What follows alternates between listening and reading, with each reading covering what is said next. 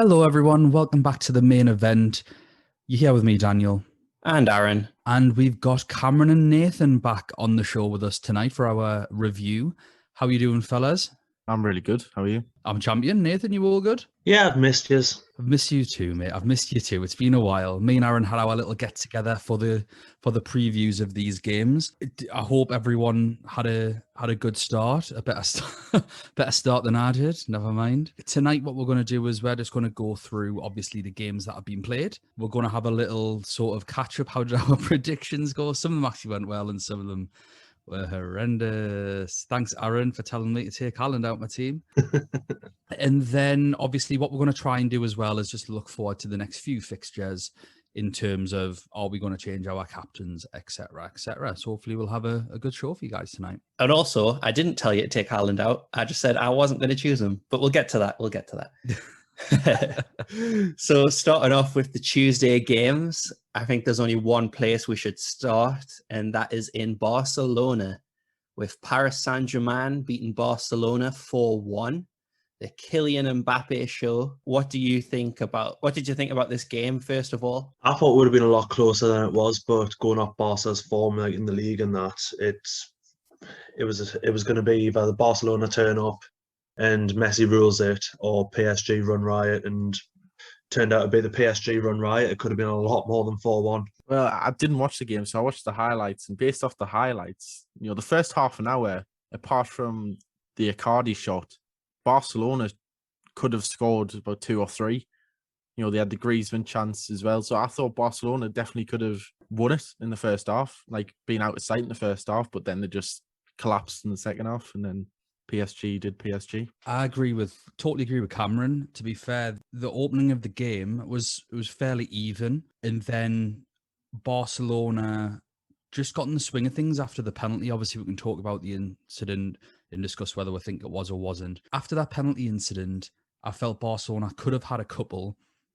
The commentators would have made you believe that at that point, Barcelona were amateurs and PSG won the Champions League last year. But I personally didn't see that game for the first half an hour, like Cameron says. PSG came back into it, and it was a really good end-to-end, tightly contested game. I thought the first half was excellent. The second half, no character at all from Barcelona.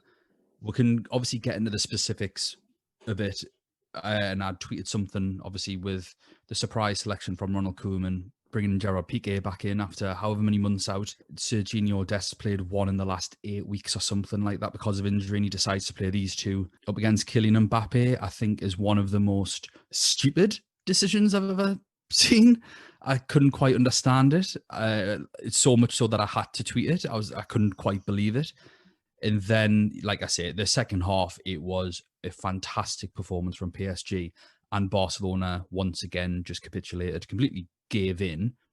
But for that first half, I thought it was fairly even. Both sides could have scored 3 or 4 goals each quite comfortably. Definitely. And something that I've wrote down in my notes is that ter Stegen is the only reason that Barcelona still have a chance of even advancing in the tie. Although in my opinion, I think Paris Saint-Germain will go on and win again comfortably. As I've been saying, I think ter Stegen proves that he's one of the best shot stoppers in the game right now. Piqué playing absolute. I don't understand the decision personally. Mbappe, even at his worst, and like when he's not in good form, he can make defenders look silly. I know we have to judge between, it's the French league, these are the Spanish, one of the best Spanish teams, but Mbappe really showed his quality. And I think it's times like these when you really get a feeling for how they're progressing, because with Ligue 1, I don't think you can really take too much notice of the stats. I know you can see like, who's playing and how they're doing, the same way we did with Moise Kean. But if Mbappe scored a hat-trick every week in Ligue 1, you wouldn't really think anything of it. You wouldn't think, he is one of the best players in the world right now. It's when you see him perform like this at Barcelona at the new camp and scoring a hat-trick, then you're like, yes, you get that kind of confirmation. Yes, he is one of the best players in the world right now. Forget age, forget anything like that. He is one of the best players. You said something really good there, Aaron. You said that he was making the defenders look foolish. For his first goal, he made Clement Lenglet's defending look like it was just a figment of Mbappe's imagination.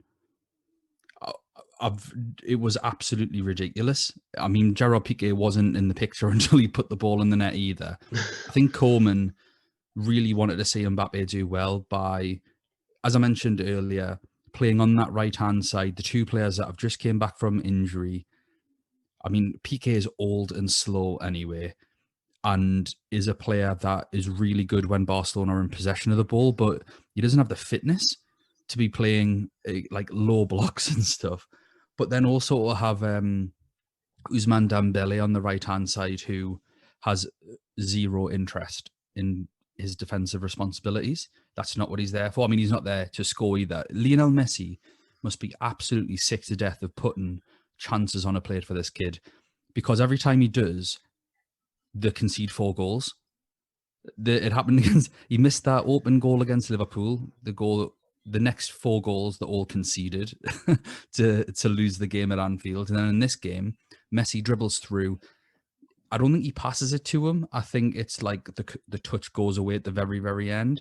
But still, Dembele has got a one-on-one chance with the entire goal, and he just scuffs it into Keylor Navas's grateful arms. And then they go and concede another 4 goals. So I think the moral of the story here is stop playing Dembele. Your tweet influenced me, to be fair, Dan. Well, I'm annoyed by this because I've talked about this before, where we need to be looking. One of the reasons I didn't put Hummels in, we can talk about that later, is the 4 at the back that Dortmund have been playing when we know Hummels is so strong in a 3. And there are 2 decisions that I got completely wrong. And one I was looking at and thinking, and that was the Angelino playing in a back 4. I've said so many times in this podcast how bad he is as a left back. He can only be a left wing back, and they need to play to that system. And I didn't change it, even though I saw they were playing 4-3-3. I was messaging. We've got a Champions League group on Twitter, and I was messaging them going, they can't really be playing a 4-3-3, can they? Like Google or One Football app must have got this wrong, but they were right. And that's the first mistake. But the second one is the Mbappe thing. There's no excuse for seeing Dest and Piqué in the starting lineup and not going, yes, it's made for this game. Now they've given him every opportunity. So Nathan, like, well done to you, because you saw that and you stuck him right in and captained him, and that's exactly what the team sheets are there to do. So fair play to you, mate. How did you feel? Like a tactical genius, but at the same time, I'd said earlier in the day I'm debating between Ronaldo and Haaland, which one I should get rid of, and I got rid of Haaland. So I was after yesterday, I was kicking myself like Ronaldo's just done Ronaldo's done nothing all game from what it looks like, and Haaland's done that. Like if I'd had the 2 of them, that would have been incredible if you had Haaland and Mbappe. Absolutely incredible. Well, I'm happy with the way it turned out, getting Mbappe as captain, and then I'm just running riot. No, definitely. Cameron, what do you think about what Dan and Nathan have said? Well, I'll go with I'm not a tactical genius, especially based off Dan's tweet about me and how my teams are laughable. Come on, Cameron, you put Gianluigi Buffon in your team, and I was like, you've just heard me and Aaron go on. Yeah, he's not going to play Szczesny. He's going to play. Oh, got Buffon in because he's cheap. When he's more expensive than Hitz. Yeah, but Hitz only got 1 point. And but still, if you're going to go for cheap... I did make the mistake, and I'll admit it was a mistake that I didn't captain Salah, mainly because I thought they were playing the other way around. I thought Juventus were playing first. I didn't check the fixtures. But that's just a mistake. Of course. So, rules are for mugs, Cameron. Who follows rules? Although, yeah, I'll not say that because, COVID. Oh God! You're all right here, Cameron. Don't worry. Don't think anyone's going to start. Cameron, I'm gonna get a fine through the door. Cameron's. You're going to get impeached, Cameron, for inciting a maskless riot. One of the main things that Barcelona had a complaint with was that Idrissa Gueye was not sent off in the first half. and I thought this was interesting because it didn't show it in the highlights. But Idrissa Gueye had a yellow card in the 20th minute, brought down Pedri, pretty obvious, and then he had another pretty clear-cut yellow card, but wasn't given one. And then Pochettino just subbed him off at half time. But Barcelona and a lot of their like pundits and people like that, they were quite critical of Gueye not being sent off. Did anyone see the match to be able to see this? Yeah. And what were your thoughts on it? He should have been off. I mean, I was surprised when I seen the lineup and saw him playing over Herrera in the first place. But he should have been definitely sent off. The thing is, if he'd stayed on the pitch and Pochettino hadn't brought him off, he was doing Barcelona a favour anyway, because he was comfortably the worst player on the pitch, I think. Like, and that includes Barcelona's back four. He was absolutely dreadful. And I think there was definitely an opportunity. It might be the Griezmann chance where he goes through and he can't quite pass it to anyone and he hits it wide. I think it's that chance, but it might have been another one. Can't quite remember because I haven't watched the highlights. I watched most of this game. And he just takes out one of his own players who's about to pick up the ball, and that's where the chance comes from. So when he wasn't trying to get sent off, he was just trying to stitch his own team up. He was laughably bad. And I know he's not a bad player. He just had a bad game. But I understand where the referee's coming from, and I understand where the Barcelona gripes are coming from. It's a tackle that can go either way. It's one of those where I think if he hadn't been booked, he's getting a booking for it. But I think with it being a second yellow, the referees tried to save the game and have a word with him. And with that word, Pochettino's seen it straight away and obviously took him off at half time. And it was the right thing to do anyway, because they weren't controlling midfield until the second half. It was end to end. I'm not buying when the commentators were saying that Barcelona looked like the pub team. I mean, the commentator said no one in this universe would save that penalty from Lionel Messi. It's like, well, it was a very good I remember penalty. that. It was a very good penalty, but it's not unsavable. I've seen a lot of better penalties. I mean, it doesn't matter. They go in and he's hit it high, fairly in the corner. People keep on saying bins. It wasn't in the bins. It was high and yet at the side. It was a really, really, really good penalty. But it's just the rhetoric that some of the commentators use. No one in this universe would have saved that. It wasn't that unsavable. And then also to say that Barcelona looked like Carl Darlow would have saved it. But with them, but they also then have the audacity to say that Barcelona looked like a pub team. I'd argue in the second half they did. But in the first half, it was end-to-end stuff that had just as many. Barcelona could have been 3-0 up in this game quite comfortably, and they just didn't take the chances. Griezmann hits one wide, and Dembele misses an absolute sitter against a really good PSG team. I actually remember thinking for a 5-minute period of the game, PSG are struggling here. They were struggling really badly for 5-10 minutes, and then they created a chance, they created another chance, they get the corner, and then most importantly, they get the goal. And once the equaliser goes in, you can see they've got more belief. And from that moment, PSG were the better team. Absolutely. Should we talk about the penalty? Was it a penalty? Was it not a penalty? It's one of them ones, isn't it? Like, in today's world, as they keep saying, in today's football rulings, it's a pen, but it's a soft pen to give, like, anyways. I didn't think it was a penalty, mainly because Kazawa didn't even take one look at where De Jong was. He was just completely looking at the ball all the time. He just ran to where the ball was going to drop. I agree with you, Cameron. A lot of the professionals were saying, yeah, it was a penalty, but also Joe Cole called the La Messiah, La Masala. So BT's commentary and pundits, I couldn't really give them what they crack on about at halftime. They talk absolute nonsense most of the time. So, one or two of them are good, but the rest of them are horrendous. I think actually the guy who hosts the show is probably knows the most, which isn't really the way it should be. Yeah. So even just being involved in any level of football, it's a tangle of legs. And I've had it done to me, and I've done it to people, and you're just like, whoa, what, that didn't even see you. It's just a coming together. I don't think it's a foul personally.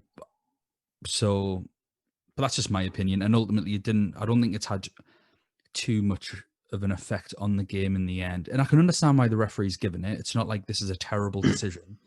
I think this is the perfect example of a subjective decision. I think some people look at it and go, well, there was contact, it's a penalty, and he has clipped him. And other people will say that was totally accidental, he didn't look at him. And a lot of people say, no, intent doesn't matter. I mean, that sort of seems to be when it suits you, really. So, yeah.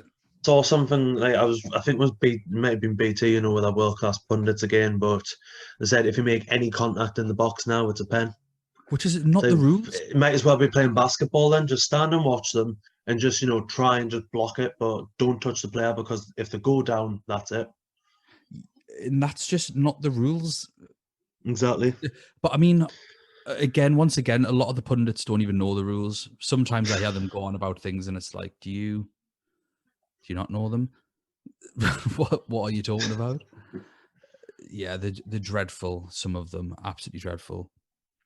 I think that's a bonus episode we need to do one time, is rank pundits. Yes, that'd be a good could be bonus fun. episode. That could be fun. So we'll put that one in the summer. And I want to come back to Mbappe. I don't want to have to repeat ourselves later, because there's a big narrative that the media is running right now. So we're going to come back to Mbappe. But in terms of Paris Saint-Germain, Moise Kean is still probably one of the best budget options in Fantasy Champions League. He got another goal today, and at just priced just over 6 million,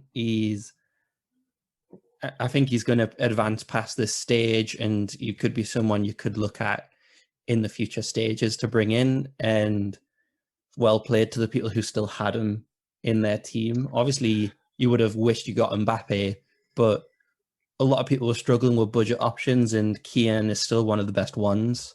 Seems to be having a good season and seems to be showing that potential that he showed at Juventus. Yeah, absolutely. I thought he was excellent on the right-hand side as well early on. Like I say, Barcelona were really good in the opening sort of half hour, and the press nice and high. And there's a moment where he picked up the ball on the right-hand side and just completely mugged off 3 or 4 Barcelona players. And the commentator, again, I can't believe it. The commentator was like, oh, great feat by Idrissa Gana Gueye. But Moise Kean passed the ball to Idrissa Gana Gueye. And then the commentator goes, and then it's back into Kimpembe from Idrissa Gana Gueye. And it's, what do you think's just happened here? Mitosis? Has he just split into 2 people?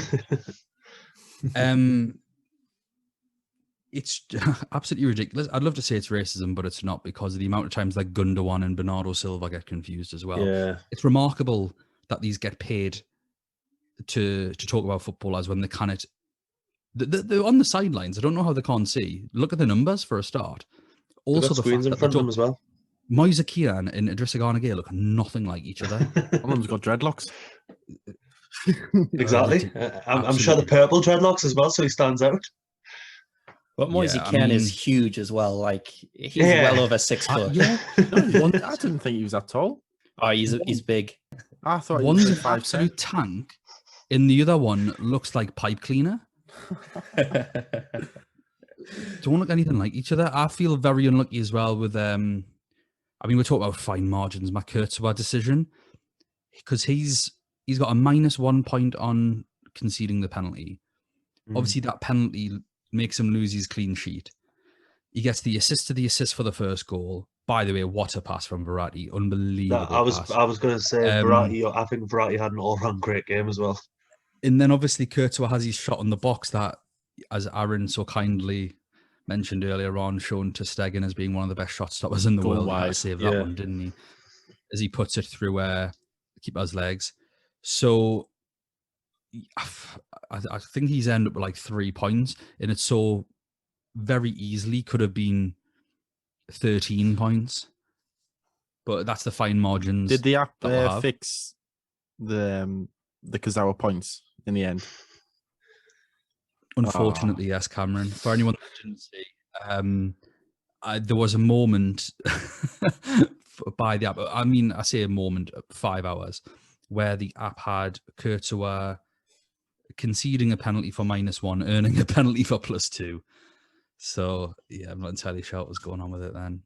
And just real quick before we move on from this game, I was listening to, I think it was Talk Sport, or I don't know, it was on a YouTube video. I didn't know what channel it was, but they were translated a kind of like a coming together between Mbappe versus Alba and Piqué. Did anyone else hear about No. this?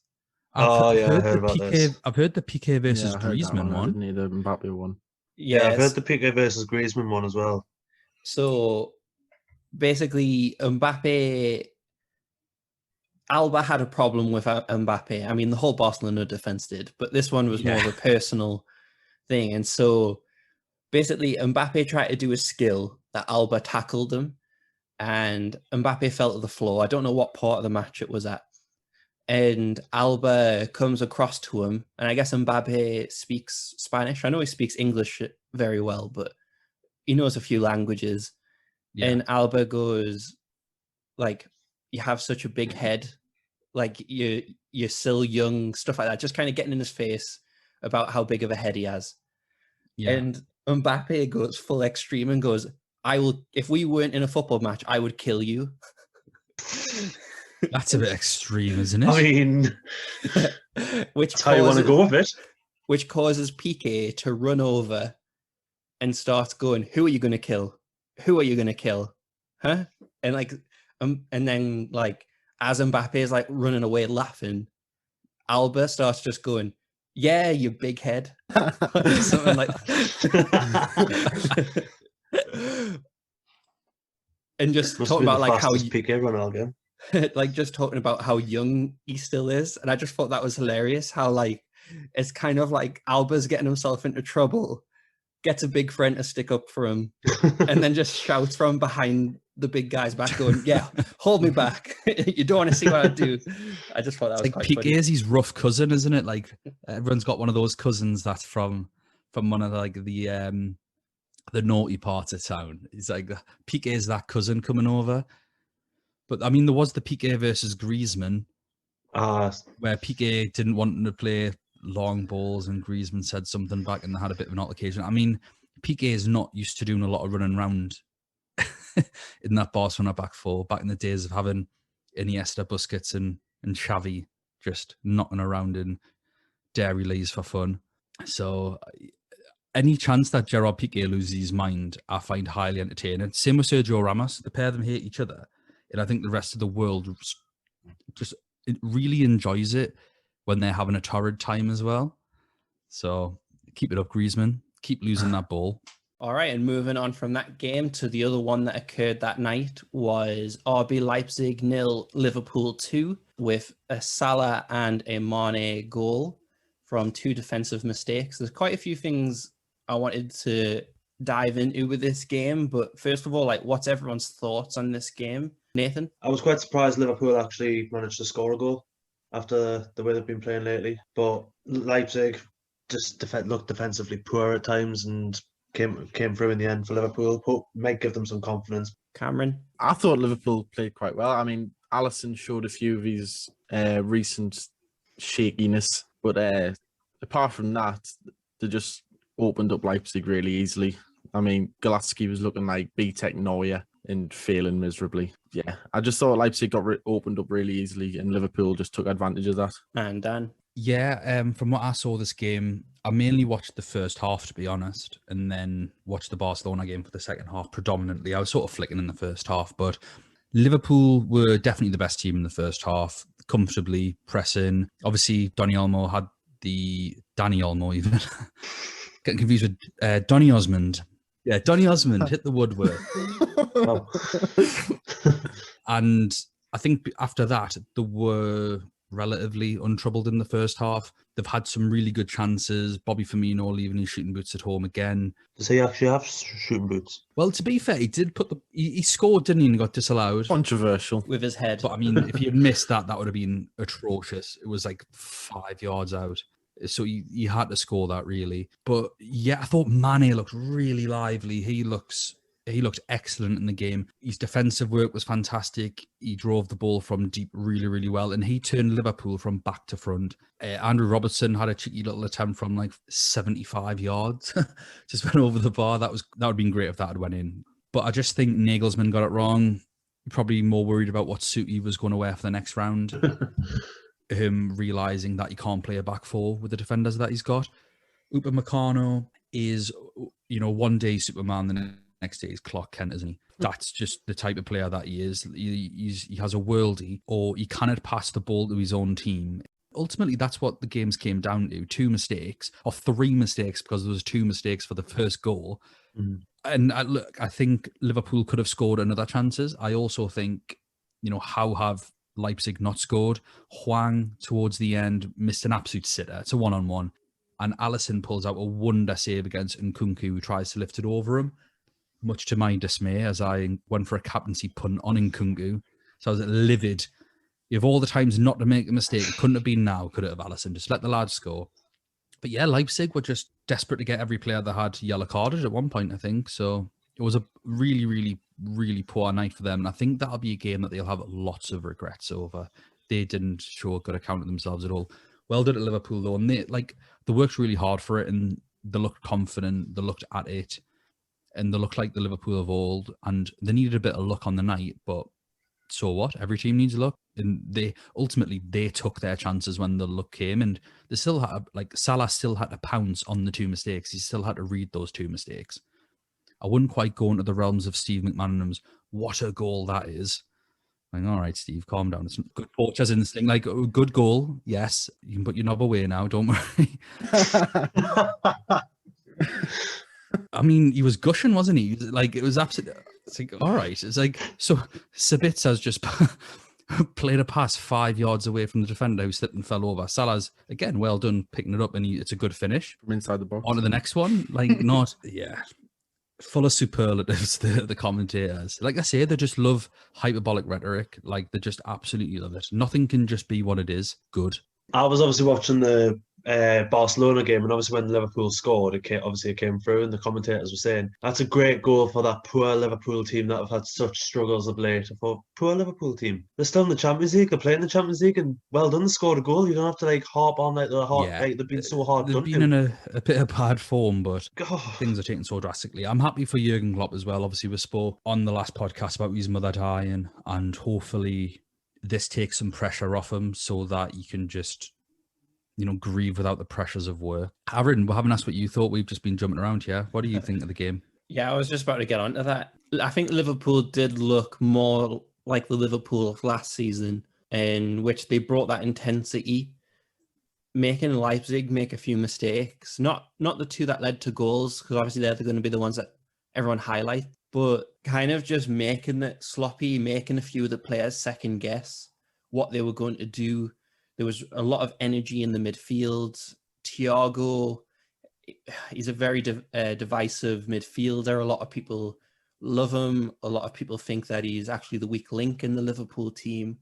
Regardless, I think that it was a good effort overall by the midfield and even the defense, really. Jordan Henderson just being solid again. There is times when you can tell that he isn't a centre-back, and that's pretty obvious. It's going to happen, but he has done a really good job to make Liverpool not completely capitulate under the immense pressure that they're in. Robertson, Alexander-Arnold are still highly owned in fantasy, so the clean sheet I think it's just one of the things we just can't second guess or vote against this Liverpool defense anymore.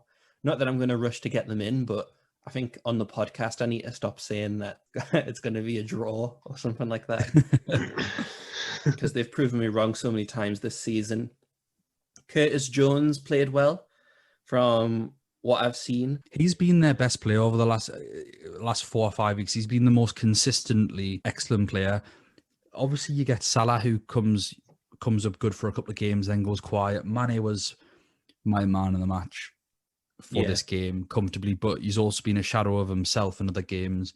So, in terms of consistency, I think Curtis Jones has been absolutely fantastic, and some of the other Liverpool players should be ashamed that he's come in and made them look like fools.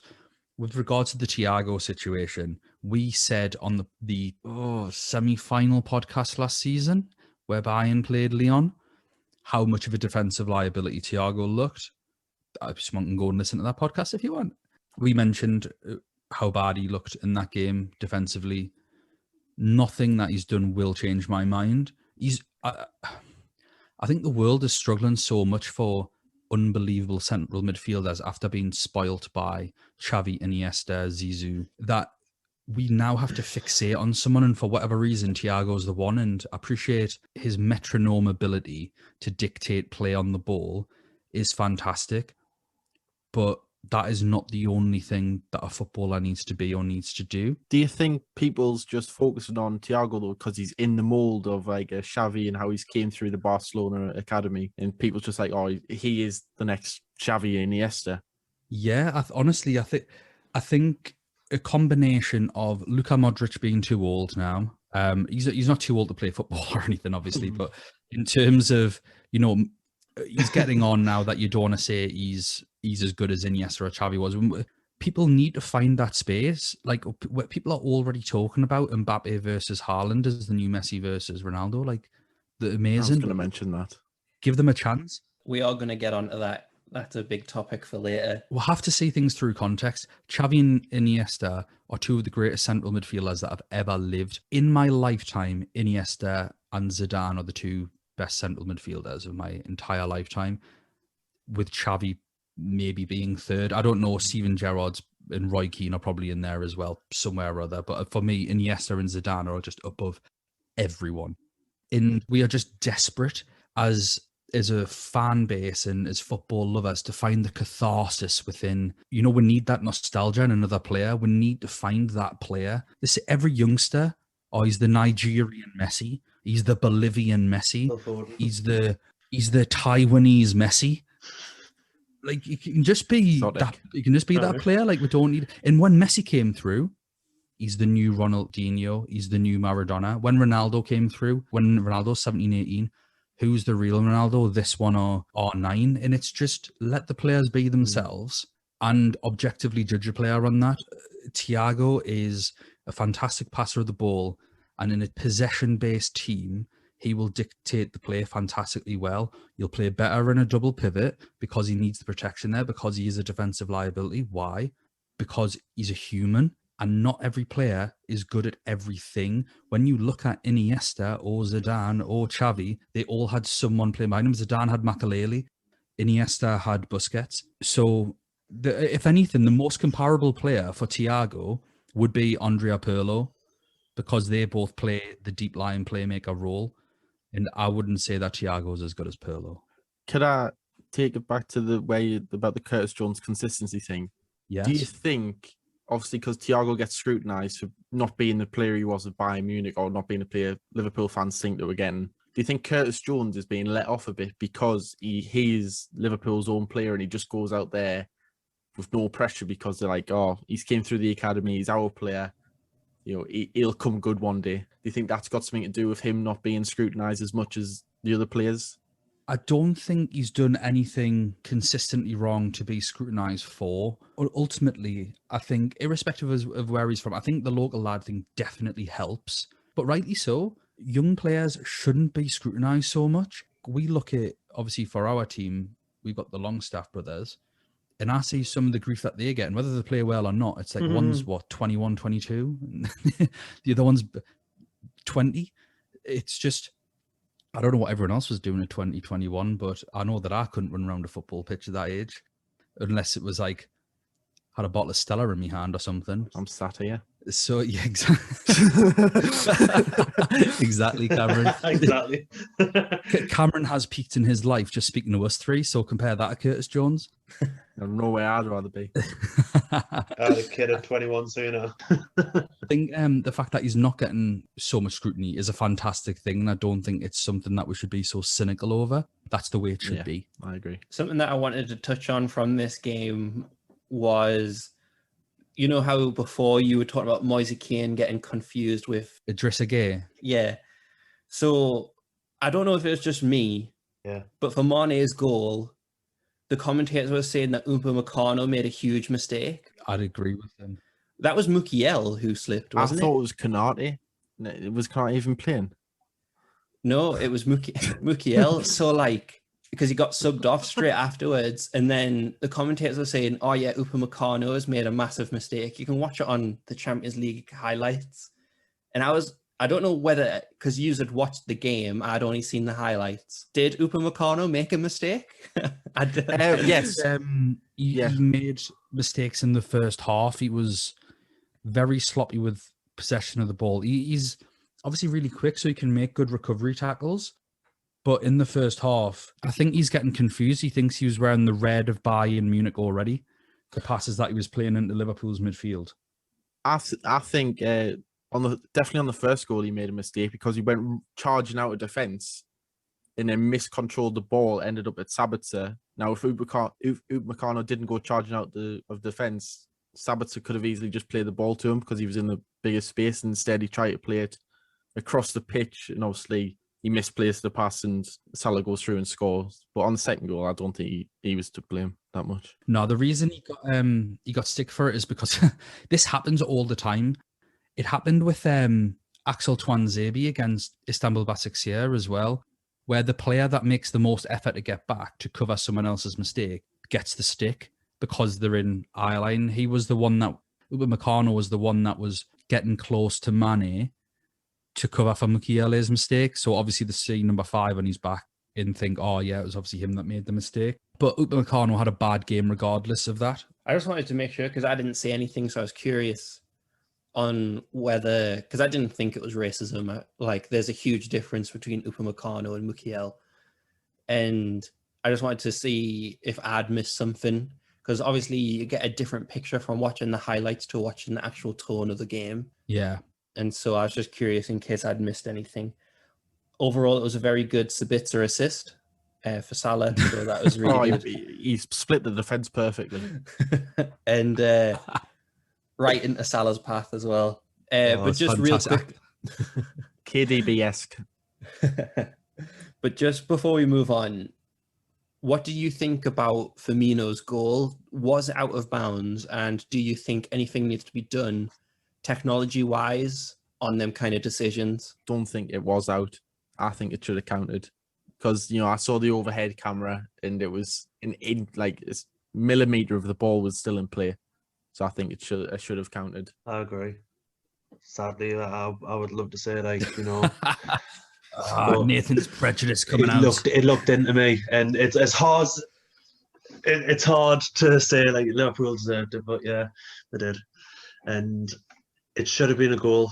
Technology, I think we're relying on it too much in football now. It's come out a lot this week. I think even Wayne Rooney turned around and said just scrap VAR altogether. I think it's there for a reason, but I think it's involved too much at times. Yeah, I think it should probably just work like in American football or cricket and tennis, you've got like the challenge system. Yeah, you got 3 challenges. Yeah, That just way do you get a something review. like that. Yeah. I only saw it once. The ball looked out of play to me, but I'm happy to be completely wrong on that because I didn't see it stopped with the lines, because obviously there's no Hawkeye or whatever on that part of the goal. So I'm happy, I wasn't bothered. That, for me, that is one of those decisions, right, where if it's given as a goal, great. If it's not given as a goal, great. Obviously, if it's my team, I'm like, give it a goal. But beyond that, it's such fine margins.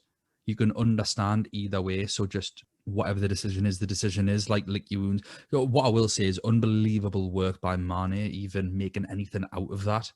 Yeah, especially after his air shot. But do you think this could be a reason to bring back the officials on the goal line? Absolutely not. No.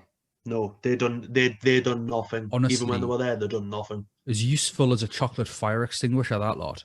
They wouldn't ever make any decisions. They just agree with the referee because they were too afraid to undermine the ref. Because they didn't have a flag, they just had a wand. Some of the decisions I've seen in the games where there's 72 officials and the oldest waving their arms were phenomenal. Like, I couldn't actually believe it. So they were never a good thing. And when they were in, we were all just like, just get video technology in. And now video technology's in, we're like, get it out. I still believe in VAR.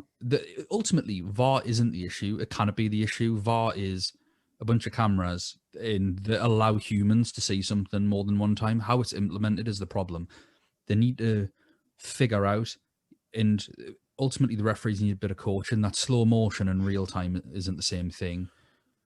If they want to bring challenges in so that the game isn't completely micro managed, that'd be fantastic. I would say the biggest complaint that I think most people have about VAR is the length of time it takes for a decision to be made. And obviously, VAR has made some very clear and obvious errors, especially in the last season when in the Premier League.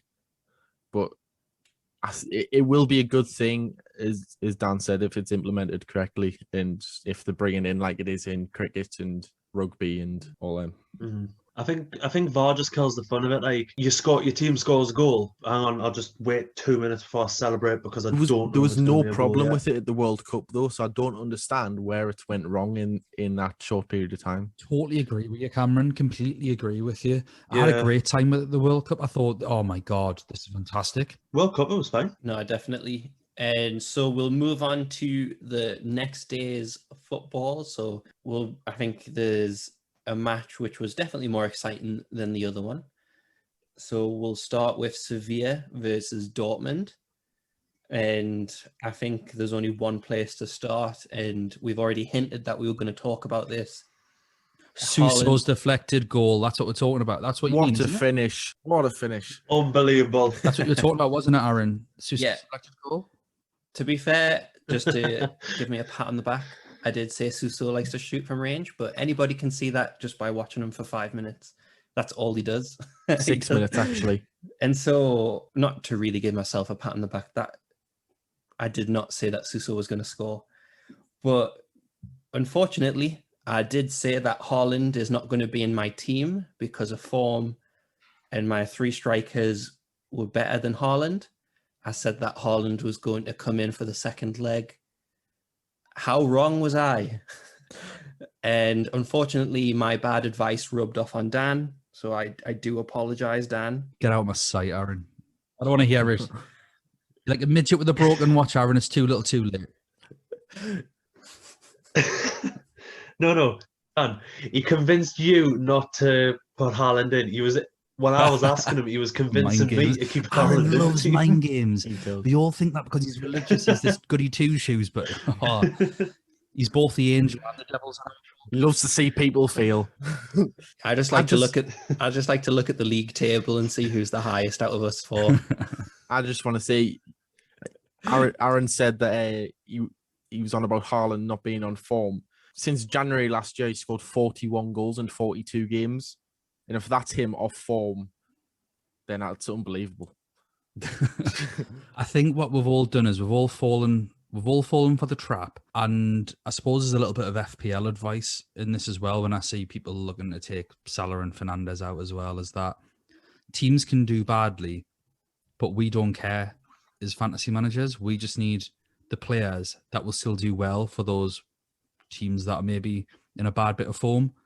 And it doesn't matter how well Liverpool do, Salah will get you points. It doesn't matter how well Man United do, Fernandes will get you points. And it doesn't matter how well Dortmund do, Haaland will get you points. And I just had a mental lapse in common sense and everything I know about football. Absolutely devastated. I took him out at the last minute. So yeah, not too chuffed with myself, but I've only got myself to blame, and he will be coming in. I don't care. He's coming in unless he gets injured from now until then. He's my number one priority. Yeah, I think I overestimated Sevilla's defense. I think they had kept like 6 or 7 clean sheets in a row, and one of that was against Barcelona. But we saw Barcelona the day, like although we didn't know how Barcelona were going to perform when we did this in our teams, I think La Liga has really, really suffered over the last 2 seasons. And because us living in England, we don't get to see all of the highlights for La Liga. And obviously last year, Sevilla won the Europa League. So we were like, oh yeah, it's still in a strong place. But this year, there's a real risk that no Spanish teams will make it past the round of 16. And I think that's a way that it's kind of the only fair way that we can really compare league versus league is how they do in the Champions League. But I think their clean sheets and all of them in a row, I did personally, I overestimated their ability to keep all them clean sheets and then totally forgot how good Dortmund were on the attack, that even though they were losing, they were scoring like a goal, 2 goals each game. And I think I said on the last episode as well, I would have took Sancho ahead of Haaland. Honestly, I just need to give my head a shake. Well, Sancho played well. Yeah, he did, but not Sancho played fantasy-wise. really well. No, not fantasy, but he got an assist. Yeah, definitely. He did play really well. And if Dortmund don't make it as the Champions League, the fact that Haaland and Sancho and players like that are going to be at a cut price. I mean, they're still going to be expensive, but they're going to be not as expensive as what they were. It's crazy that teams are going to be able to pick them up. And what came to my mind just before we move on is if Manchester United had have took that splash on Sancho, and it's crazy that I brought Manchester United in, but if they had went and said, you know what, we're going to pay the extra 20 million for him because that's how good he is, would they be able to give a better title challenge than what they are given now? Because of how well Sancho played in this game, I believe that they would be able to I still think Man City would be first, don't get me wrong, but I think Man United would be a better challenging team if they had Sancho in it. But Sancho's only started to pick up form very recently. The first half of the season, he didn't have any goals, and I think he only had 1 assist until December. I think that was because his head was turned, though, wasn't it, with all the transfer rumours? I mean, I think his agent did come out and say that everything was agreed, and it was Man United who pulled out literally the last second before he was about to sign the contract. Well, I've just seen before there. Apparently, Dortmund will only accept a transfer now with Man United if Dan James goes the other way. Really? Take that all day. I was like, money and Dan James, but Man U should just get it done now. Yeah, or just sign Haaland. Everyone in the world should be trying to sign Haaland. Haaland's got a release clause not until 2022. Yeah, but I would wait a year to get him for 77 million or something like that. Oh yeah, fully. Nah, I would pay them more to get him in now, to be fair. Really? Yeah, 100%. He's so good. You're a bit flush, are you? Been doing that all the time at work, have you? Message to Steve Bruce. Right, I've just bought Haaland for 5 sites. He's got the Saudis. We're sorted. Get the Saudis. The young chairman from Sunderland has inspired me, and I've signed up for overtime for the rest of my life. He is a suave billionaire. The EDM music continues. Yes, in. One thing I will say about Dortmund is their interim manager Edin Terzic. He was such a happy person. I've never seen a manager look so happy to be on the touchline. He was clapping everything. He was just a smile on his face for the entire 90 minutes. It was brilliant to watch. Bless him. Going back to your point though, Aaron, you know how you said you overestimated Sevilla's clean sheets? Yeah. Yeah, I made a big mistake and had 3 Sevilla players in my team. One of them was a goalkeeper and the other one was a defender. Luckily, my backup goalkeeper's Neuer. But then I've seen Bayern Munich have been shipping goals lately as well. I think it's one of them things, though. They were let down by the midfield. They scored too early, and I'm gutted because I think even on one of my drafts that we mentioned on the podcast, Suso was in there. I took him out for Llorente, and then changed my mind and took Llorente out for Casemiro within the space of 2 minutes. So I wasn't too happy there, but they just scored too early because of that. They could knock out a second gear. It was the worst I've seen Ivan Rakitic play. And ultimately, the goalkeeper was just beaten by an absolute belter. All right. Big man. Dahoud Sandstorm. I was wondering where that was Getting that coming extra from. point from outside the Oh, box, I was baby. waiting for that. Oh, But I will say I've something missed you.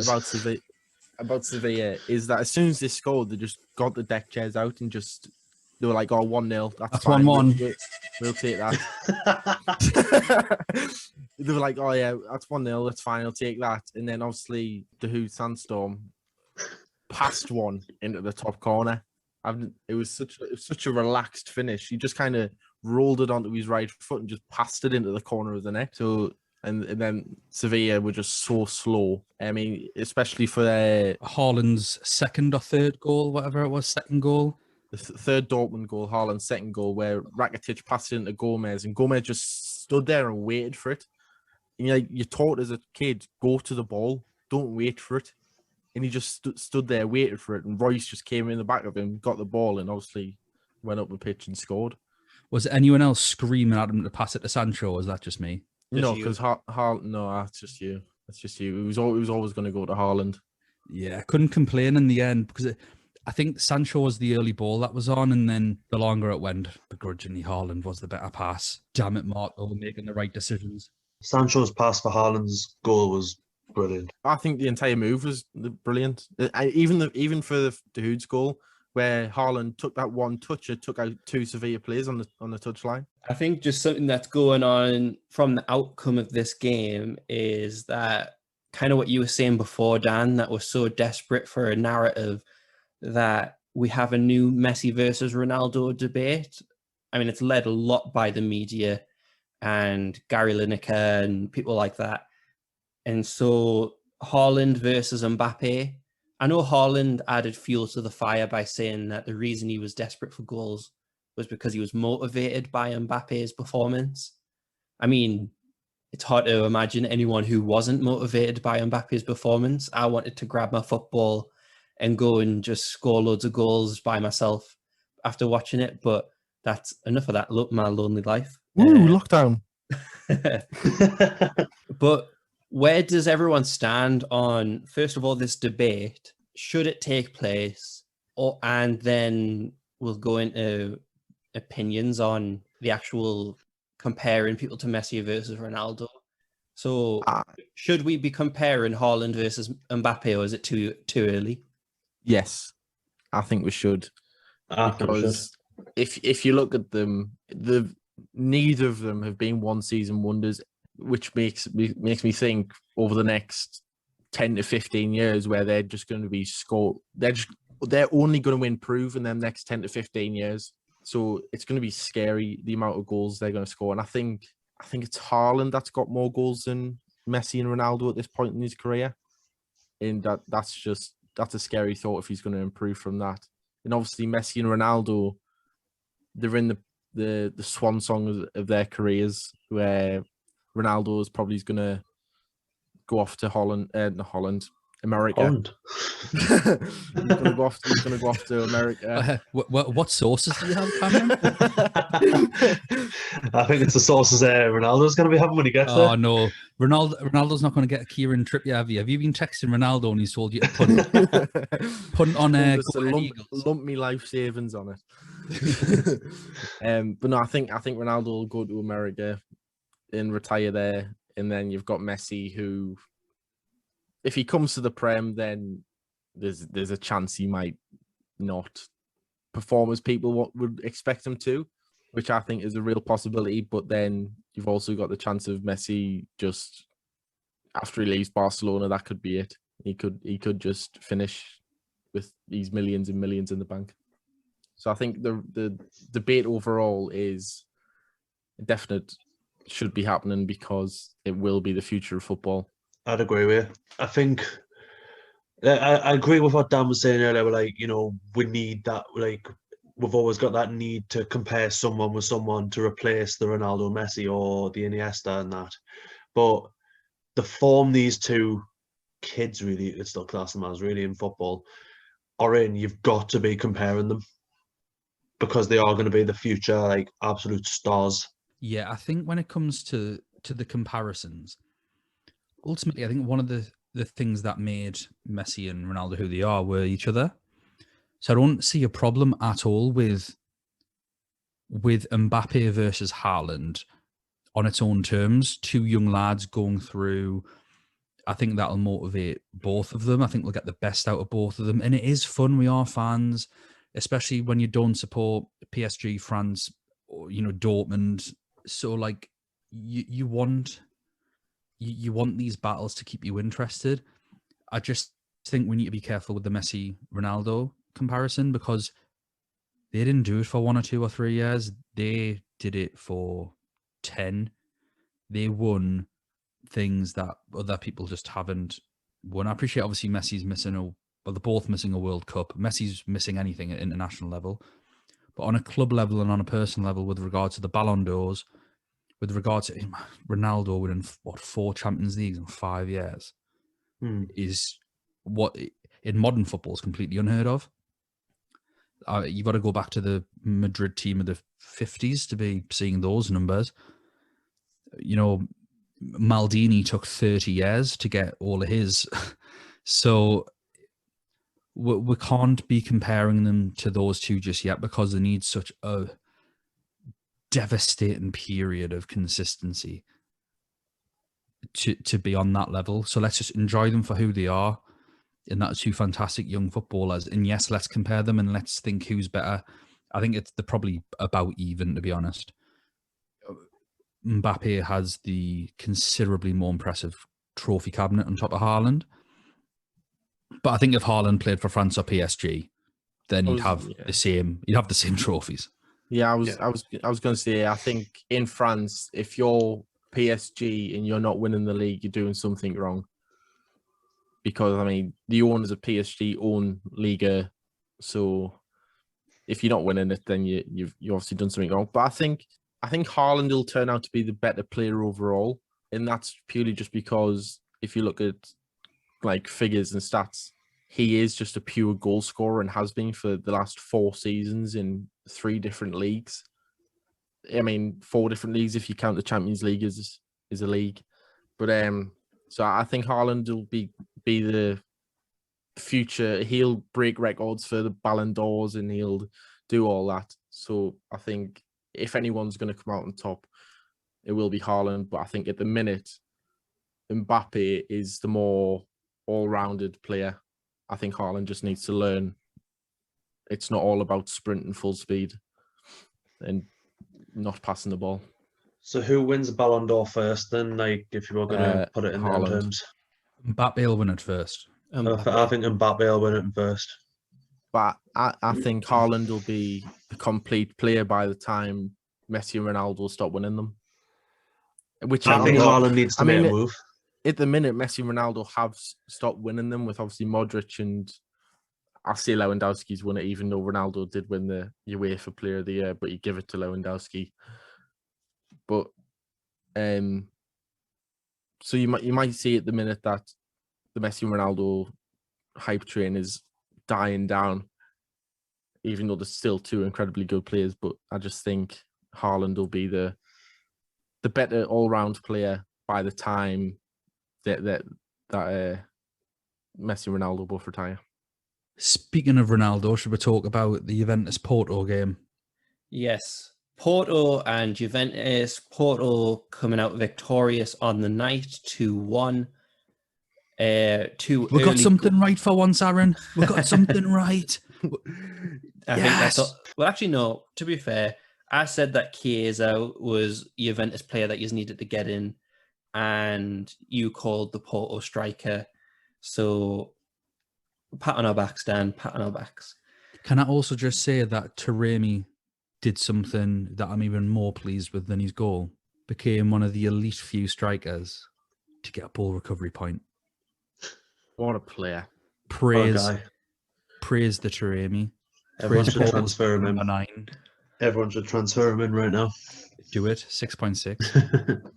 I would also like to say, though, I would also like to say, though, during the group stages, I did say Chiesa was one I was looking at for a while. I just never put him in. Did. Like, there's so much I want to talk about from a Juventus standpoint, but I think we would end up falling into the trap that the media go into is, or if there is like quote an upset victory, we talk about how the better team on paper did badly rather than how the winning team played. So I think we need to start with Porto. Like they just executed their game plan perfectly, scoring a goal in the first few minutes, and then again in the second half, just caught Juventus sleeping. I mean, they give Man City a tough game in the group stage. They are a good team, and I think it shows when, especially like we've mentioned before, the world-class punditry. Like we've said throughout this on this podcast that Porto are a good team, and there's so many cheap options, and it was just fulfilling to be able to see like attacking football and the players just having fun as well, despite it being a very serious game. What did everyone think about Porto's performance? It was excellent. The press as a team, high energy. They didn't give Juventus room to breathe. They sucked all the confidence out of Juventus at every opportunity. They put pressure on Chesney because they know he's not the most reliable of goalkeepers when it comes to handling and things like that. They restricted Juventus to like half chances, really. I didn't, until the last 5 minutes, 10 minutes, Juventus didn't really have any moment where you go, they obviously improved in the second half once Porto went 2-0 up. Similar to Liverpool, they rode the luck with that first goal, but ultimately that's what the press is there to do, force mistakes and capitalise on mistakes, so well done. It says everything, like I say, when Taremi got a ball recovery point and he's a striker, that just doesn't happen in this game. Midfielders, maybe, like I think Salah got one, but not out and out, not number 9s. So that sums everything up. Mariga, his partner, had an okay game. Obviously, he got his goal, and that's what he's there to do, so you can't complain. On the ball, he wasn't fantastic. And I think that's why he got subbed off. But unlucky not to get a third before the end when Taremi was through and Alexandro kicks him down. The rule is a bit dodgy because people are saying, is there a recovering defender? That's not the rule. Long gone are the days of, is it a one-on-one with a goalkeeper or are you the last defender? That's what people think. Are you the last defender? No, it's are you denying a clear and obvious goal scoring opportunity to a number 9 who has already scored? I don't know what's more clear and obvious. So I can't believe he didn't get sent off for it. And fair play for him to do it. Like, you take one for the team there, don't you? The tie's open at 2-1. You're not getting them go through. One of the most informed strikers in Europe. He's got 7 in his last 9 now. You're not going to let him go through one-on-one, take him down. Absolutely no problem with the tackle, even though Taremi's on my team. And I was fuming with Sandro. But just because there's a player 2 yards behind also chasing, that doesn't change the rules. It's clearly a goal scoring opportunity. He's a number 9 in the box with the closest player 2 yards behind him, behind his left shoulder, when the goal is right side. So he's the defender's on the wrong side for a start. But nah, the commentators don't want to do any actual analysis. They don't want to talk about anything. They just want to agree with the referees or, oh yeah, I can see that. Like this, I don't know, they're scared that Peter Walton's going to come on and tell them what's what. Well, as you can see, guys, it's clearly going down before the ball's played, and I think the referee's got that one right. It's a no penalty for me. You know what? That's actually a brilliant. Anyone, you could get anyone with more charisma than him. But I mean, we may as well talk about obviously the penalty decision. What does everyone think of the Ronaldo pen, not a pen? I think it was a penalty, even though Ronaldo was already going down. Even though Ronaldo was already looking to go down, he was anticipating the contact. It was Ronaldo was trying to move back towards the ball, and the Porto defender just ran into him and just obviously fouled him, in my opinion. But you've seen a lot of them like this season. You've seen a lot of them given, like the player might already be going down, but then the defender's made contact with him. He's gone down the box. There you go, pen.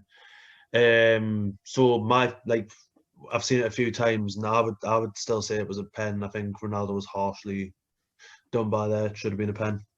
Buzzing though that he didn't get a goal on. Absolutely buzzing. I'm not. I'm I not. captained him. Exactly. I just had him in my team. Like, I mean, I had Chaser as well, so yeah, I got points off him. But it would have been good if Ronaldo had scored. I'm probably biased in a sense that because I don't have Ronaldo, I didn't think it was a pen. But I mean, he was going down. Like, yeah, there's contact, but when you I don't think he was diving. By the way, either. No, I no. think he's had a quick change of direction, and his momentum's taken him away from the ball, and then the defenders. It's clumsy. This is another subjective decision. If the referee gives a penalty, no one can complain. If the referee doesn't give a penalty, no one can complain. Like, it's one of them where it's totally subjective to the referee on the day, and I'm okay with that. But I Absolutely think fine. it was the fact that it went to VAR and VAR didn't give it. And I've literally just watched it again, and you can see Ronaldo touch the ball back, and then he goes to rearrange his feet to run after the ball, and I think his left foot sort of slips away, and then he gets hit. Exactly. So his left foot slips away. So I think also, you can sort of see it from both angles, where it's just like, oh, he's sort of. But do you going think the down. referee has made a clear and obvious error? No, I There think you it's go. 50-50. So VAR can't intervene if it's not a yeah, clear and it's obvious it's error. They 50-50. can't intervene. And I think there's enough there to agree with the referee to say, well, okay, your decision stands. Equally, if the ref gives the pen, there's enough there. It's not a clear and obvious error again. So there's not enough there to say, right, it's not a pen. I think in this instance, VAR has worked perfectly. And For it though, it's just more VAR controversy. It's not VAR controversy. And I really don't think that if the penalty was given or not, that it's going to change the tie. Because I think with the away goal, I think Juventus have still are in the driving seat. So I don't think they can really complain about how the game panned out. I think the only thing it does is make Ronaldo angry for the second leg, which makes him a better fantasy option. Yeah, true. Yeah, I think that's the only thing it does. Like, Yeah, I'll captain him next week as well. At least he'll be on the first night this time, so you'll get that right. Get in. But like I did think it was a penalty just because I don't know if Ronaldo could have got to the ball with his age, but when he was at Man United, that skill was renamed after him, the Ronaldo chop. So he's done that skill so many times, especially when he used to just run down the left, do that skill, and then be able to strike it with his right. And that was just a signature move for Ronaldo.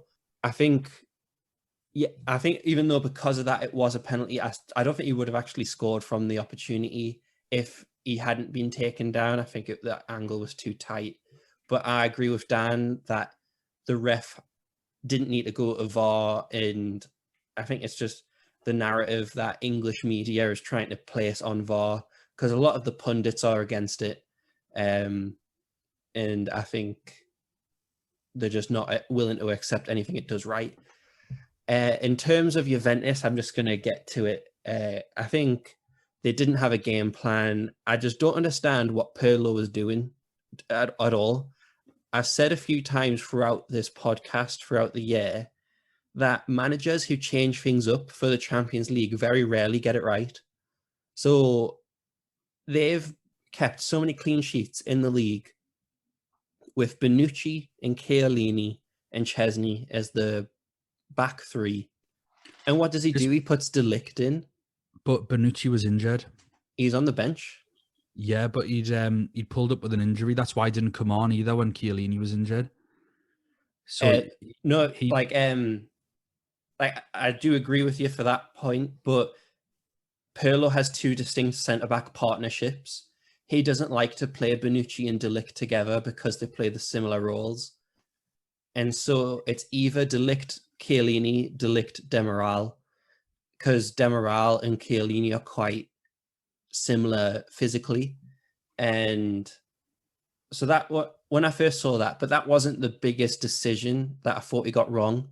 Not playing Morata up front with Kulusevski starting, I thought was insane. Yeah, I was going to say that. If you want Ronaldo to play better and you want him to score, who better to play than the person who's given him the most assists this year? The game changed when he came on. He was brilliant, and Kulusevski is a good player, but he's tragic as a striker. He's clearly a midfielder.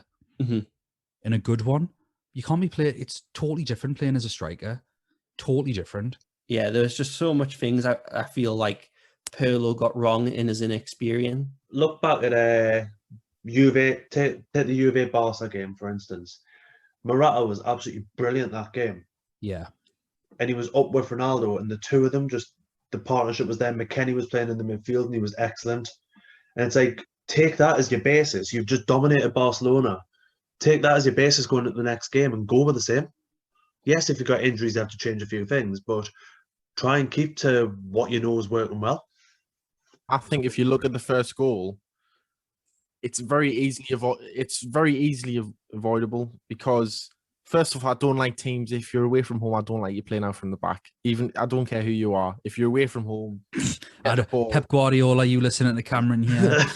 Don't care who you're you going are. away to Mönchengladbach and you're going to play out from the back. Cameron doesn't think so. Not on his watch. But Cameron's going to make a rant about it now. In the first minute of the game, why are you playing out from the back? And when Bentancur gets the ball, he looks behind him to see. I don't know. I forgot the name of the Porto player that's closing him down. But he sees the Porto player closing him down on his right foot. So that if he's looked at him and say, "Oh, he's coming on my right foot," that makes you think, "I'll turn on to me left," where Kulusevski can drop into the space and he plays it out. Then you obviously don't concede the goal in the first 60 seconds. So I think that's avoidable. Another point I want to bring up is if Juve do go out to Porto in the next leg, could that see Pirlo gone?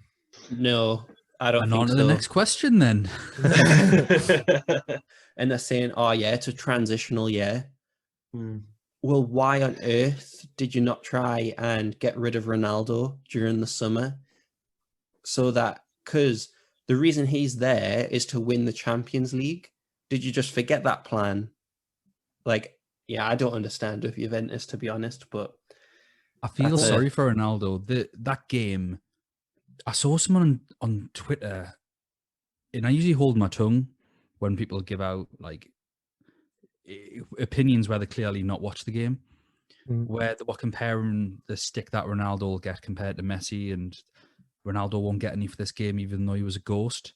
I don't know what game that. If this person clearly didn't watch this game, because Juventus's defenders just run 4 yards up the pitch and pass it back to the other centre back, run 4 yards forward, and by that time the other ones drop back, and they just pass like that. Moses would have been proud of splitting that Juventus midfield four. You had 2 left wingers and 2 right wingers, and no one in the middle. Ronaldo came deep to pick up the ball, and at times he's how old is he? He's 30. I always get this wrong. He's like 36 or something. 35. 35 years old, and I'm not joking. There's 3 different ages. 3. Yeah, whatever. He's a myth. He's a legend. He's fake. He's fake. He's the over Femi Martins. He's Okay, He's 36. He's 36. Yeah, he's Yeah, younger so, than yeah. he's younger than Pirlo. He's younger than Pirlo. That's all that Yes. matters.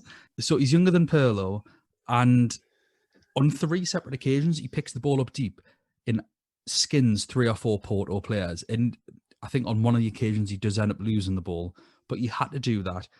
There was a time where he was pressing the 2 defenders, then the goalkeeper, and the rest of the Juve team were 20 yards behind him, doing absolutely nothing.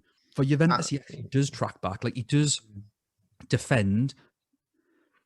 And then obviously he's so close to getting the penalty. He didn't. Did he have a chance? I don't think a single player gave him a chance to score.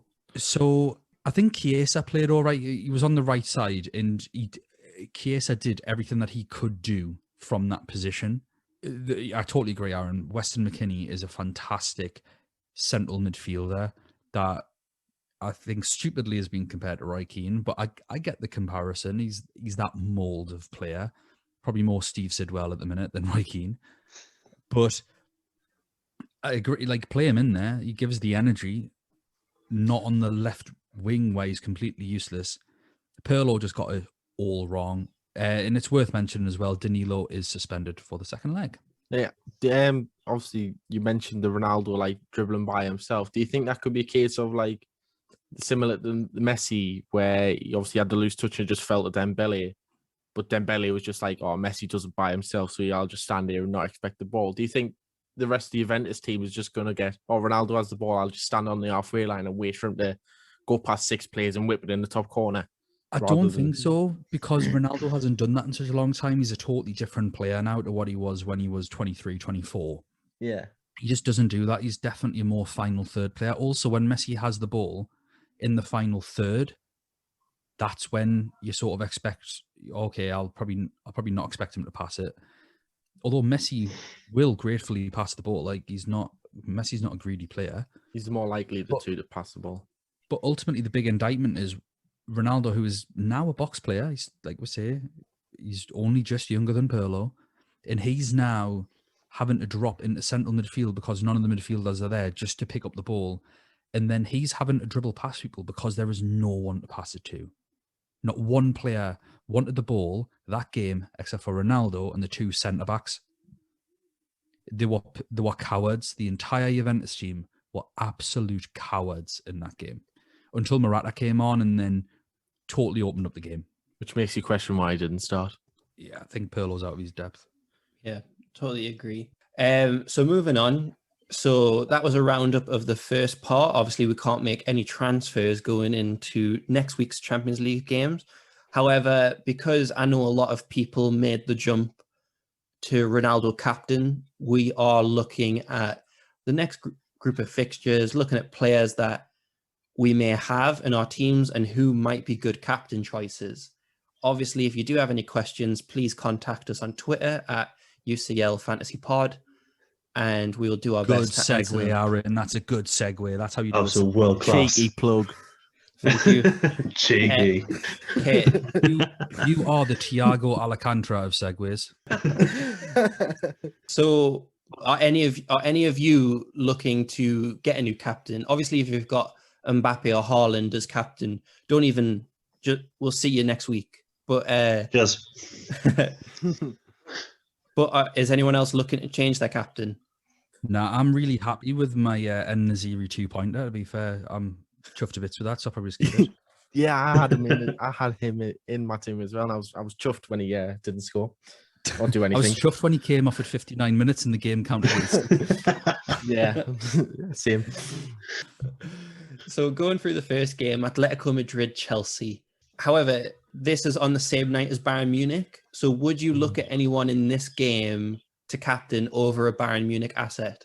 For me, it's no, but just simple, interested in your the simple answer is no, but if you don't have any buy-in, then obviously you're probably going to have to. I think from this game, probably the 2 outstanding choices are Llorente, who scored again the other night on Tuesday. I think he played Tuesday or Wednesday. He scored again. Yeah, drew with Levante, but he got the goal. Yeah, or Suarez. Yeah. All right. I don't have too much faith in the La Liga teams anymore. I think Lewandowski's the simple answer to this question. Yeah, 100%. Lewandowski, or if you want to go risky, go look at the starting lineup. Kingsley Coman, he's probably another one that people are going to be looking at. But I think everyone who's still playing the game probably has a Bayern Munich player in it. They're the ones who you probably need to be looking to captain if you need to change it. If all goes to worst, Lazio hold Bayern Munich for a 1-1 draw. And so there's no clean sheet. Lewandowski didn't score. It was an own goal. Who are we looking at for the next day? Are we looking at anyone from Atalanta versus Real Madrid, or would you be tempted to go more so with Man City versus Mönchengladbach? Just ban the captaincy on Romero and have done with it. Well, that's what I was going to say. So I've got Romero in my team. And if you look at his recent performances in the Champions League, he's got a 9, 12, and 10-pointer. So he's always likely to pick up quite a few points. So he is a potential captain, but it's also against Real Madrid. I'm going to be quick with my captaincy picks. I think your captaincies for Real Madrid are Benzema and Casemiro. I think your captaincies for Atalanta are, if you've got one of the forwards, Zapata or Muriel, fine. Probably not Muriel because he might not start. I'll never say don't captain Ilicic because he did us so well last year. against a Spanish team with no crowd. Romero, fine, and Gosens. They're the ones that you're looking to captain that day, but you're in desperate, dire straits if you're looking to captain Atalanta players on the final day. I think you'd probably go to the Man City game, and I think Kevin De Bruyne, Ilkay Gundogan, Phil Foden. Just see who's playing for Man City and pick one of their forwards. Yeah. Definitely don't confirm a captain change until you've seen the starting 11s. Don't make any substitutions until you see the starting 11s. You shouldn't be making substitutions at all until 7 o'clock or 7:05 next Tuesday night. UK time. UK time, GMT. But also just run aware for Bayern Munich, Pavard tested positive for COVID today. So Kimmich might be playing right back. We just do not know. And so with all of these, if you do, again, like I said before, if you want specific questions answered, let us know on Twitter or in the YouTube comment section if you are watching on YouTube. And we're not going to do a preview for next week because we kind of covered that last week in part 2 of the preview. But please get in touch. Let us know what you think of the episodes, what you think of the structure. We're happy to accommodate it to you, the listeners. And thank you for listening. Thank you, Cameron. Thank you, Nathan, for joining. Dan, as always, lovely to hear your voice. And we'll catch you next time on the Main Event podcast. See you later, everyone. Bye.